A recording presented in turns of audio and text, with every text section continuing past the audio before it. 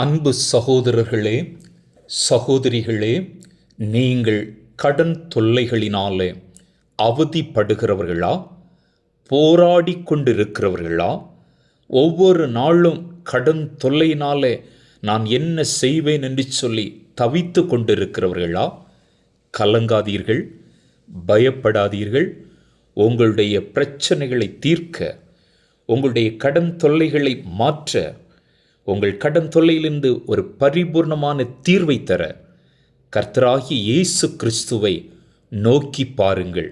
ஒருவேளை நீங்கள் சொல்லலாம், யாரும் இல்லை, எனக்கு ஒருவரையும் தெரியாது, என்னை எல்லோரும் கைவிட்டு விட்டார்கள், நான் இந்த கடன் தொல்லையினாலே தவித்து கொண்டிருக்கிறேன், என் குடும்பம் பாடுபட்டு கொண்டிருக்கிறது, என் குடும்பம் இதனாலே மிகவும் வேதனைப்பட்டு கொண்டிருக்கிறது, நான் என்ன செய்வேன், என் கடன் தொல்லையில் நான் எப்படி வெளியே வருவேன் என்று சொல்லி ஒவ்வொரு நாளும் கண்ணீரோடு இருக்கிற ஆண்டவருடைய பிள்ளையே, கலங்காதீர்கள்.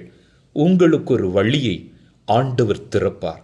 ஒருவேளை நீங்கள் சொல்லலாம், எனக்கு யாரையுமே தெரியாது, எனக்கு உதவி செய்ய ஒருவரும் வரமாட்டாங்க, என்னிடத்தில் ஒன்றுமே இல்லை, எனக்கு இருக்கிற சிறிய வருவாயை கொண்டு நான் என்ன செய்வேன் என்று சொல்லி நீங்கள் பதறி கதறி அலறி கொண்டிருக்கிறவர்களா? இன்று நீங்கள் இந்த ஜெப நேரத்தில் உங்களை ஆண்டவருடைய பாதத்திலே தாழ்த்தி ஜெபியுங்கள். வெற்றியை நிச்சயமாய் பெறுவீர்கள். ஜெபிப்போமா? கடன் தொல்லையோடு அவதிப்பட்டு கண்ணீர் சிந்தி பாரப்பட்டு நான் ஏன் வாழ வேண்டும், என் கடன் தொல்லையினாலே நான் பாதிக்கப்பட்டிருக்கிறேன், நான் எப்படி வெளியே வருவேன் என்று சொல்லி புலம்புகிற நீங்கள் வாங்க, இணைந்து நாம் ஜெபிப்போமா? அன்பின் நல்ல ஆண்டவரே, பரிசுத்தமான இந்த நாளுக்காய், இந்த வேளைக்காக உமக்கு நாங்கள் ஸ்தோத்திரம் சொல்லுகிறோம்.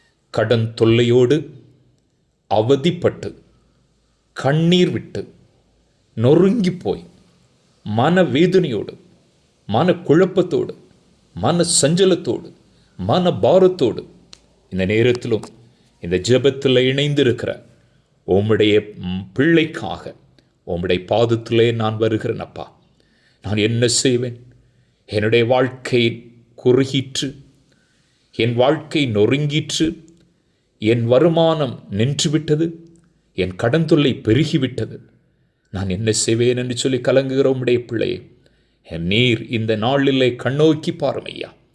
உலகம் கைவிட்டாலும், உறவுகள் கைவிட்டாலும், உற்றார் கைவிட்டாலும், நண்பர்கள் கைவிட்டாலும் நீர் கைவிட மாட்டீங்கப்பா.